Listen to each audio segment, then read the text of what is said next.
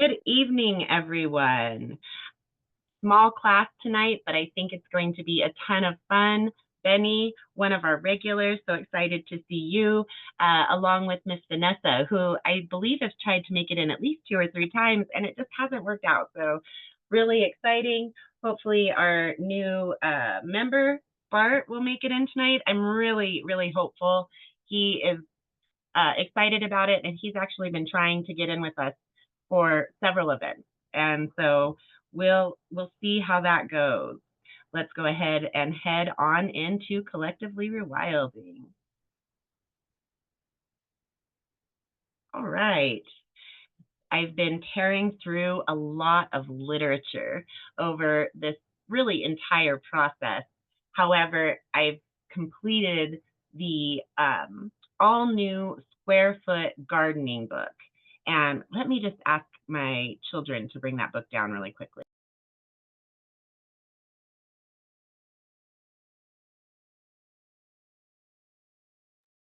And so he being Mel, oh goodness, Bart something.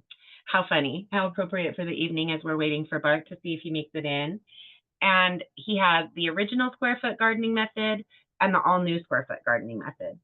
Apparently, I have both books from this amazing thrift store. If any of you are ever in Utah and you get the chance, head by the DI thrift stores, the Deseret Industry thrift stores.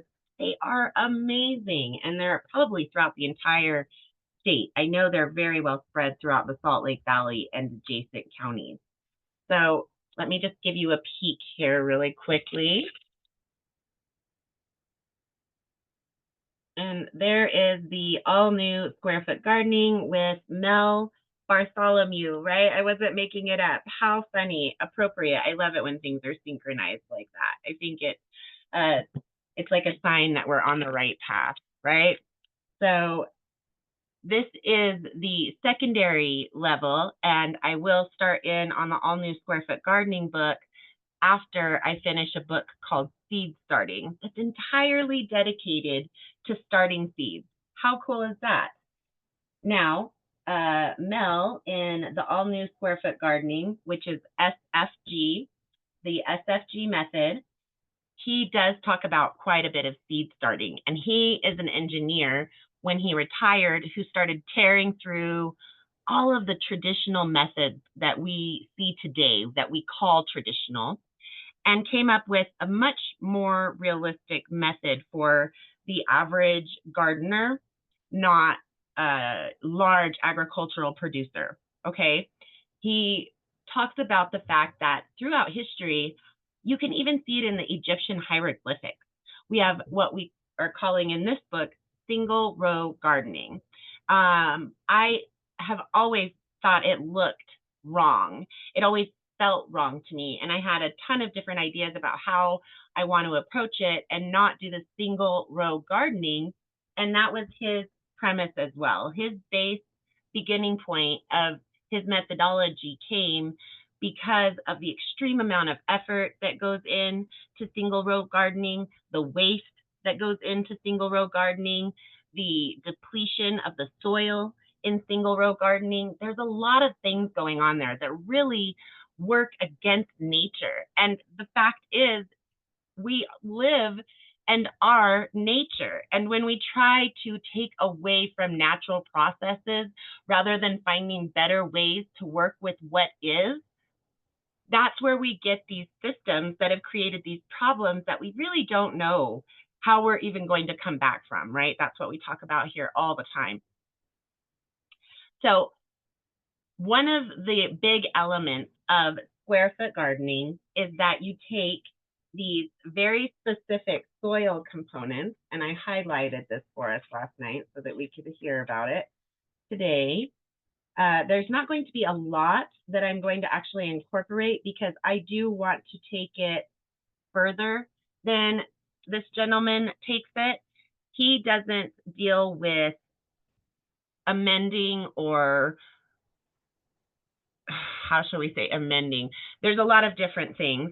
Even when people first came to the land that we live in today with the mindset of farming on a larger scale, right? Even the Anasazi here from the Four Corners area, it's an ancient tribe that kind of faded into other tribes and stopped living up on top of the mesas. That's their distinct characteristic, and one of the reasons they're so well known throughout the world, even, as well as their disappearing act, that they pretty well think they didn't so much disappear as they left these mesas that were very easily defended, but not very easy to live in. And when you went through any kind of period of drought or hard weather, it made it almost impossible. And that's what they think happened with this tribe. And it left the high top mesa dwellings that they had made and came back down to the lower land areas in that region and assimilated into the tribes that we still, in many cases, see today. And so even there, you saw single row gardening, funny enough. When they came here with the perspective of larger scale gardening, more change to the landscape, right? That's where I really want to talk about the people that came here. It's not that there were not already people here, it's the mindset that came with the newer people to the region. They did not choose to interact with the environment as the Native American tribes have predominantly done throughout this country. There were a few that were more warlike and did a lot more hunting, and it got a little bit excessive. But in almost all cases, the Native American tribes and the First Nation tribes of Canada and the Latin American peoples had more graciously, naturally interacted with their environment. And in fact, in many of those cultures, it was a part of their religion, right? And not so much, I don't think, the Latin American religions, but the Americas and the Canadian land masses, right? So when that new mindset entered, and that is to dramatically shift the landscape for the benefit of the people that live there, they encountered areas that didn't have just perfect soil. A lot of the east and south do have very, very giving, amazing soil. But as they approached more and more westerly, the soils were not as generous. They were not as, I don't want to say healthy, because at that point they were just a natural ecosystem existing in the way that they did, but they were drier, they were more arid, they were more alkaline. Okay, there's a lot of things as people become more Western in our landscape. And they began changing how they dealt with the soil. And as I said, you can go back to the Egyptians and see this example of single row gardening. You can go back to the Anasazis and see this example of single row gardening. It is something that has pervaded all peoples throughout the globe for thousands of years. And this man doesn't agree with it, just as I don't agree with it. In his first book, he's talked about it here in the second book, right? I haven't read the first book. He talks about the fact that in his first book, he did talk about amending the soil and working with the first 6 to 12 inches of the soil. That I like better, and still, I am not trying to break the structure of the soil that is today. I don't like damaging the soil further. I like healing the soil from the outset. I'm not going to just chemically amend and tear up the soil because it's hardened, right? It's almost dead dirt, not classified as soil in my backyard, just as in my previous backyard where we were renting. I did get to bring that soil back to life as well, but because I wasn't going to be there as long and I couldn't invest my own money into it as much, my landlady and I had talked about it, and I just brought back essentially weeds, with the predominant weed structure being a more human appreciated version of the weeds. I got rid of the thorny ones, and there was actually a natural outgrowth of hemlock, right? Keep talking about all these ancient things. That's what poisoned Socrates back in the day. He voluntarily took it. He could have chosen exile. Instead, he drank hemlock. So it's a poison, and I believe it's the only poisonous mint, but don't quote me on that. Let's just check.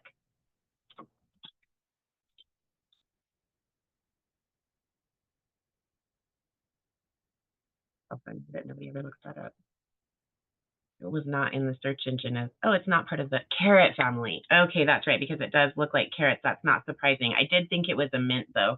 There is one form of poisonous mint, and I can't remember off the top of my head what it was. I had thought that it was hemlock. Anyway, sidetracked a little bit there. I apologize.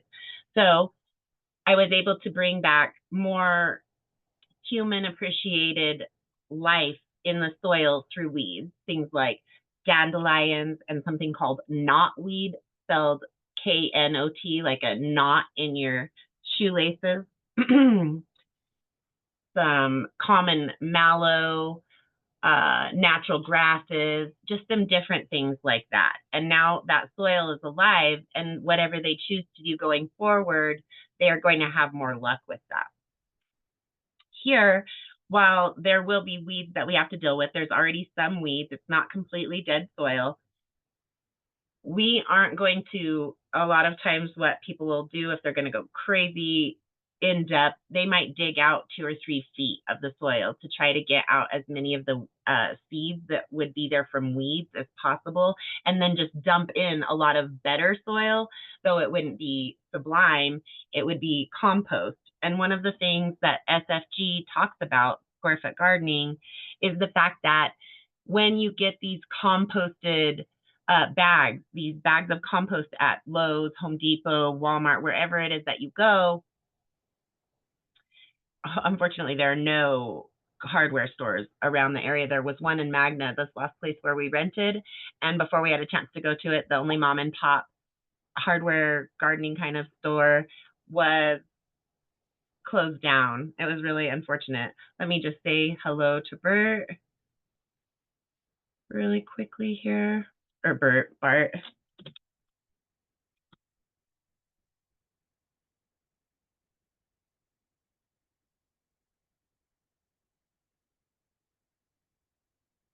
All right. And then these bags of compost come from different industries. So when my grandfather had his logging mill, we've talked about that, and he left all those pine shavings. Primarily, there were lots of different types of woods, but a lot of pine in that canyon. And I've never heard of any studies done. I've never even heard anybody talk about it, just my own awareness that probably decimated that ecosystem, and has substantially changed it. Now it will be something different because that pile has been there longer than I've been alive, 50, 60 years. Oh, no, that's not true. I believe he bought that particular property. He had a different area that was when I was a child. So probably like almost 40 years, right? 36, 37 years worth of just this huge mound of wood shavings. And so now they don't allow people to do things like that. They know what kind of devastation it causes. He wouldn't have done that on purpose. If he would have understood what he was doing, he would have made different choices. Now an industry like that will bag up those wood shavings, as long as it doesn't have anything like eucalyptus or black walnut, and sell it to you. That will be one type of industry. The paper industry will have some, all these different industries, and he mentioned them in the book. I may highlight those when I come back across them, but I don't think it's of that much importance. It makes sense. Then they're going to sell them to you. So they're going to have only the nutrients of their byproduct, their waste product that they now package and sell to you. That will only have a certain set of nutrients. So when he builds this Mel's mix, is what he calls it, and he only uses this mix. He, in fact, says at some point, if you're not using this mix, it's not a true square foot garden. Okay, and it is a third peat moss, a third vermiculite, and a third of blended compost. And he recommends buying at least 5 different brands of compost. That'll guarantee that you get at least 2 to 3, maybe even as many as 5 different industries, and it will have a better mix of nutrients. Now, if you already have your own compost, of course, that's going to be the best, and use that wherever possible. And he strongly encourages you to have a compost heap, which of course we've talked about. I've been starting one since we got this property. I'm so excited as it grows. We're of course trying not to put too much into it because we want to use more than create waste, but having the ability to put our legitimate compostable waste into a cycle so that it can go back into our property is just so beautiful to at least my husband, my oldest child, and our oldest child, excuse me, and myself, right? So, so beautiful. And I really do recommend it. You can do it on a small level, even in apartments. And there are videos out there. And if anybody's interested in that, just let me know. I'd be happy to put something together for you like that. Now, what are peat moss and vermiculite? Peat moss, I had some idea of it. It's a natural substance that's created at the ground level and it can burn. They use it in peat, right? They use it to burn. They use it in the creation of whiskey. And yes, peat moss. And so I went and I looked into it, and they basically have to mine it out of the ground, and it goes down for just dozens and dozens, if not hundreds of feet into the ground in some areas. And they dig it up and they sell it to us as peat moss. So it's probably a renewable resource, but a very finite renewability, right? And then vermiculite is similar. It is another form of land mass that they go out and they mine out of the areas where it is, and then we buy it. So that's why I will use a small amount in certain areas. I don't have an objection to using a small amount to increase the soil that's here, along with all of the other plans I have. However, I don't want to take resources from another locality to improve my soil to as much as that is possible to do, right? There will be some things that are brought in when we go to the grocery store and we buy fruits and vegetables, and then even if we use all of them that are edible, the things that we don't eat and put in our compost pile, that's still bringing it in from the outside. We don't live in a completely closed cycle anymore, right? We're in a very open cycle with the world. However, when I'm working at amending the soil here to a healthier soil, I want to take as little as possible from other regions, from other soils, to accomplish that. And so I'll take a little bit of peat moss and a little bit of vermiculite to add in this first area that we've talked about. And let me just pull that up so I can kind of reference that. We'll put it in this little area that we are going to start with, because we're going to be doing so much digging over the coming warm seasons that we can't do a lot of actual gardening on the whole space. It's limited to a very small area. And we'll use some there, and we may use some in like the greenhouse or in the lemon tree that we want to do on the front porch when we turn that into a modified greenhouse structure, things like that. However, I won't add it to every possible place that I could afford to add it to. I want to use a limited amount that will increase what we have, especially when we're at such a limited amount of production. And then when I have to do things in potted, how do I want to put this? When I'm forced because of the climate to grow something in a pot rather than in the ground, that is another place where I'll use it, because it's very hard to keep your soil nice and healthy in a pot. And this will help with that a lot. It makes the soil, it is not something plants will ever eat. The peat moss and the vermiculite will pretty much just sort of remain in your soil, especially if you were to use the SFG method, because then you have a ground cloth or plywood at the base of your raised beds so that you can move them around and keep the weeds out, all of these different things. And you only work with the soil that you add in the SFG method. You don't use soil that's on your property at all. So for me, I'm never going to have a true SFG garden, because I want to work with the soil that is already there and help that to be healthier, and not just healthy enough to have grass around my garden areas or something like that. I want the whole thing to be a living, functioning ecosystem, much more like the, I don't think I've shared it with you guys yet. There's a food forest video. No, that's a different one here. Maybe I did. We'll look at that in just a moment. But the food forest idea, where you start with your canopy from your trees and you go all the way down to your ground cover as a functioning ecosystem interacting with itself. And with the SFG, you're literally blocking that interaction by putting down the ground cover or your plywood or whatever you choose to use.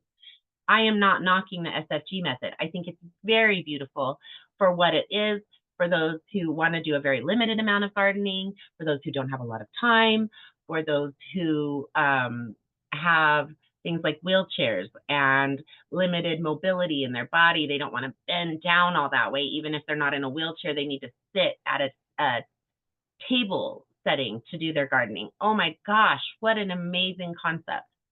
I also like the idea of the square foot. However, I don't want to use the Mel's mix. And I'm not going to use in that same light, I'm not going to use raised beds. I'm not separating things from each other unless they have to be things. You will be overrun if you don't separate the mint just to itself. All right. And so things that have to be contained, I will contain. My husband really likes the fact that they had already built raised beds here. So we're going to go ahead and make use of that because we're not going to tear this area up. Overall, though, they won't be separated. There won't be barriers in my plan. I am going to put rocks. That doesn't separate them in the same way, but it does delineate the space, because I do agree with Mel in the light that you don't want to walk on the soil. I don't want to compact it. I'm not going to run a tractor over it. I'm not going to run a lawnmower or a tractor that's a lawnmower, a riding lawnmower. There we go. Any of these things, I don't want any of the compaction. And yes, our own weight does compact it, though animals are always going to be walking on soil. We're going to walk on soil. However, we want that soil to stay super workable and super healthy for our plants. We don't want to walk on any seedlings that we have, any seeds that we planted that haven't even put up sprouts, all of these things. So a marker to show where we've planted around all these kind of open designed areas, I think will be wonderful. And I will add to this small area some peat moss and some vermiculite. And yes, the soil is dead. If I want to have any success at all, I will have to be adding compost to what is already there. But I'm not going to amend the soil at all, right? I'm going, not chemically, excuse me. I'm not going to chemically amend the soil. I'm not going to go get Miracle Grow or a fungicide or any of these things. It'll all be done with natural methods. And that brings me to another topic that we're going to talk about tonight. And let me just, if we have time, goodness, we're already a half an hour in. I've been reviewing another article for you guys. One of the things that I've noticed as I learned about plants that I didn't have the ability to interact with myself, like fruit trees. We had a property before, it didn't have fruit trees on it. It did have some trees, but we only owned it for about, I don't know, maybe 2.5 years. So I wasn't able to go very in depth with it. And any of the other properties that I've really been on weren't about the trees, with the exception of my grandmother's. And unfortunately, I didn't have as much interest as I should have in the crabapple tree. I've discovered since then, one of the reasons crabapples were so popular, they have a very high pectin amount. So that is very necessary in canning. And so that's where you see all these crabapples all over the country, because they were useful for their pectin. And so I didn't pay as much attention to the tree that I did have access to that I would have had interest in as an adult, right? Going into fruit trees is going to be an entirely new experience. And when I would do the research, I would always see, even from sites that worked more towards the natural angle of perspective, they would always talk about chemical sprays to protect the fruit trees. And I just know there's an alternative, because there was a time before chemical sprays were an option and people ate fruit, right? So I want to know, what can we do outside of chemical options? I've gotten 2 diseases in. We have powdery mildew broken down for you, and some ways to approach it naturally rather than the sprays that are recommended, at least in part, in this 10 ways to spot common fruit tree diseases before they become a bigger problem. I think that's an excellent topic. However, in their solution to each of these diseases that they talk about, there's always a chemical element. So I want to show a natural approach to each of these 10 different common fruit tree diseases. Powdery mildew is the first, and powdery mildew can attack a large variety of plants, not just trees. So this is a really excellent one and a great beginning disease to start with. Then we have apple scab. And I do want to tear into that more next week because I introduce a really, you could say even almost taboo or controversial method of natural fertilization that can be created and was utilized for thousands upon thousands upon thousands of years up till sometime in the last 120 years at most. And so we'll go over that in depth, but that is a lot of fun. And there are ways to approach problems that you have with your plants in a natural fashion, right? Also, with the square foot gardening method, that is something that he talks about as being a benefit. If you are going to create your own soil and never try to work with the soil that already exists on your property, having that perfectly ideal soil all the time, you only needed to add either compost that you've created being the most ideal, about a scoop a year to each square foot, or purchase compost, as we talked about, blending compost from at least 5 different brands because they're coming from a waste product and they will only have a certain set of nutrients, right? So if you're only going to work with the best and most ideal soil, you don't have as many pests and diseases to begin with. Also, when you make it in these smaller shapes, which you'll see I did stick with that idea, even if I don't stick to his 4x4 or 3x3, which works in the 16x16. All of these different pieces that he's not 16x16, I think it's still 16x4 when he does it. You can more easily put a shade cover on or put a drop cloth to keep frost off, or clear plastic sheeting to create a greenhouse effect. You can alternate that in the spring and in the fall, put that plastic cover over it only for the day to bring in that sunlight, and then put an additional cover over it at night to help retain and further protect those plants. It's a smaller area, and you're putting out so much produce per that small area that you don't have to have these huge, he said, as he's done this over the years, when he's talked to American gardeners, the average garden was somewhere around like 80 by 70 feet. So that's a lot of square footage. And now he's saying that you can get that in 20%, in around 20 feet, right? So you're really compacting the amount of soil size that you would, or spread that you would need to be protecting. And that is a great benefit.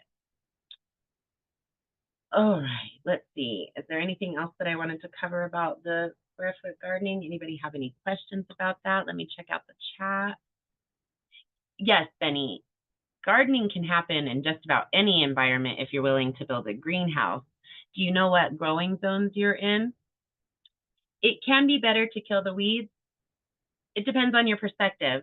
I believe I've talked about it before. Weeds are like nature's Band-Aids. They come in when the soil is damaged in one fashion or another, especially torn up soil, and they heal it. I don't like to subvert natural processes. If you have a realistic way to get rid of your weeds, it's very difficult. Like I said, people either are going to put down a ground cover or they're going to put down 2 and 3 feet of new soil after digging out that same amount or a little bit less in order to try to kill the weeds. You all have to make your own determinants for what you want to do, how much work you want to put into it. Trying to get rid of the weeds, well, I'm not going to just let them proliferate here as I did in my last yard, right? That was a very deliberate discussion that I had with my landlady for that area because I knew it was going to be a limited time period. For a garden that you know you're going to be producing in the soonest time period that you're able to do so, you want to limit your weeds. And so in the same light, I'm going to work to limit those weeds here that aren't beneficial. So mallow, I'm not going to try to completely eradicate the mallow if some mallow volunteers, but I will keep it contained. And I might put barriers up around mallow because it, like mint, will just take over if it's able. I will do more of a drowning out the existing weeds than trying to eradicate them. It's a very time consuming process. And that's one of the things that he talks about as being a benefit with the SFG. Many people that haven't already gardened for 10, 20, their entire lives, whatever, give up when they find out how much work traditional gardening is. When you're tearing up that soil, when you're tilling that every year and you're doing that, it is backbreaking, quite literally backbreaking work. It's very, very difficult work. Again, I'm not going to do that. I did break up just the very most top layer at this last apartment because I didn't have the ability to put down, I didn't know about chip drop yet, and I couldn't pay to put wood chips down over somebody else's entire backyard. That's what we've done here, and we didn't even have to pay for it. We got it for free, or essentially for free, through chipdrop.com. And did you not know what zone you were in, Benny? And I always forget where you live. I always think it's Arizona in my brain, and I know it's not. It's not for a while now. I've known it's not. I know it's colder. It's over towards the east. Would you mind telling me where you live again? Massachusetts. And what is your county?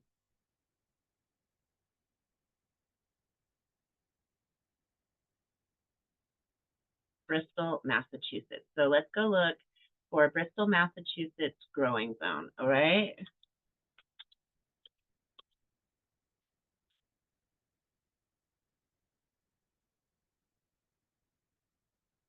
Right. You go from 6A to 7A. We are in 6B to 7A ourselves here in this part of Utah. So we have a very comparable, you do get a little bit colder going to 6A than we do right here. So absolutely. I also have been working, and of course it's all upstairs because that's what I've been working on. 2 seconds again, everyone.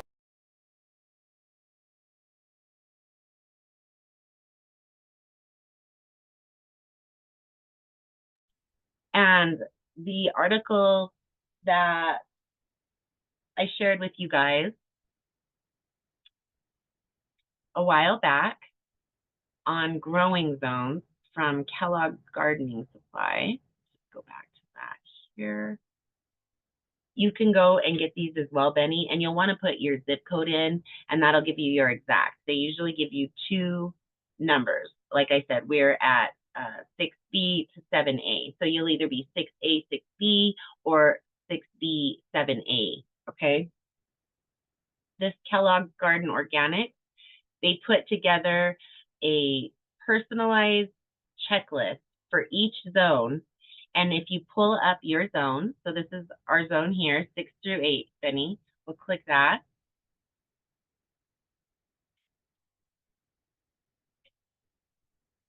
And they have this whole beautiful thing for you here, all put together, and it's going to list some seeds that you can already get started right now in zone 6.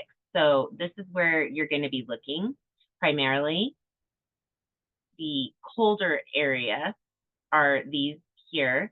If you are in 7A, you can look into these plants.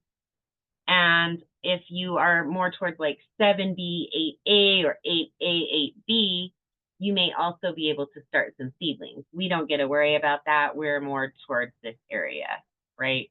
Okay. And they have it for each zone. And another little trick with any kind of website like this where they have it listed out and you see January right here, you can actually go in and put the next month or the next whatever it may be. Perhaps it's like Utah, Massachusetts instead of a month. The different collections of words like that. And now you have already February ready to go. You can check that out. You could also switch and you could go over and say what this would be. 5, and so I think it would be zones 3 to 5. Let's just double check so I'm not jumping this around. 4 to 5. Okay. you can put 4 to 5 right here and hit enter, and it's going to change zones for you. So this is what zone 4 and 5 can do. They're colder. They're going to have less. They may not even have any seeds. Very, very few, right? And those are forcing bulbs indoors.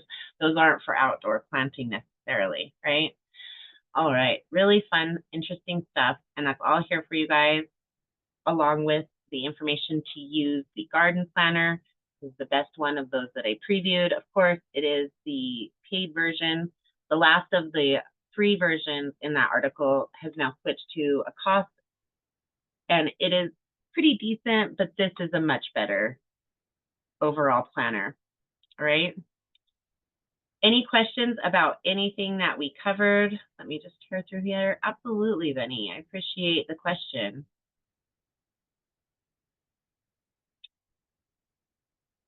Vanessa, Alabama, Bay Minette. Let's check it out. Vanessa'd like to know what her growing zone is.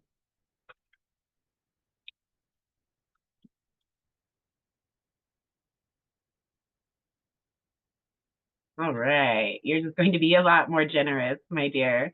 8B and 9A. So now if we go into that article that we have pulled up, and that's going to be the next list up, so 9 through 11. So you can jump back and forth for yours, right? You could go to the best of everything that would be in 6 through 8, and we were starting actually in January, right? So everything that we can do, you can do better, that song. Everything that we can start, you can definitely start dealing with as well. This is where the last little bit of your area, right? You're in 8B to 9A. So these are more where you're starting to be at. You can start seeding both. You can put out seedlings and sowing seeds already in your area. Now, if we switch this to 9 to 11 for your zone, then, oops, didn't mess it up. Okay, accidentally put in extra line. We don't need that. So that if anybody's wanting to copy it, here is your growing zone. And look how much, there's no snow here. We're not seeing the same kind of picture for January for you. And if you go down here to your seed starting area, it's going to be huge in comparison, is my guess. Indoor planting, you can get started already on your summer vegetables. Outdoor planting, you can directly sow already carrots, onions, spinach, radish, pumpkins, and peas. That's amazing. You can, if you were to have been working on this last year, these are the things that you could still be harvesting right now in January in your area. So you see how different it looks for each different area. And this is something out there that we can all make use of. All right. Oh, Benny's got that information in there for you as well. Benny, thank you so much. Benny is so amazing. He's an excellent researcher, and he really loves to share the resources that he finds. Thank you for Benny. Or thank you for that, Benny. All right. Any other questions that we can answer, everyone? I don't really want to start tearing into the fruit tree diseases until next week, next other week. I'm not sure. I still haven't decided if I want to do this weekly or bi-weekly, so do keep an eye on that. But we'll pair into that in our next class whenever that does happen.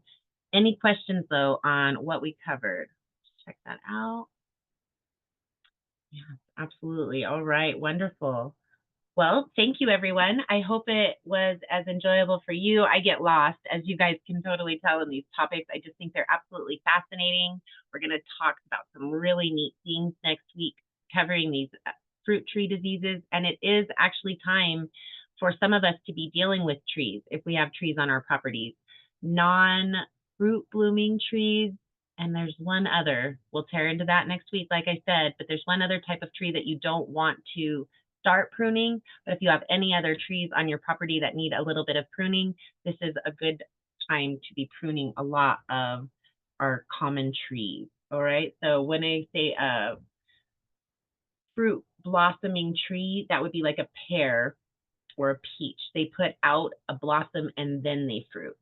And so for those, you wait until after that first fruiting or blossoming. I can't remember if they called it both. We'll be learning a lot about these tree processes together, and I do myself have to put in some pruning this spring.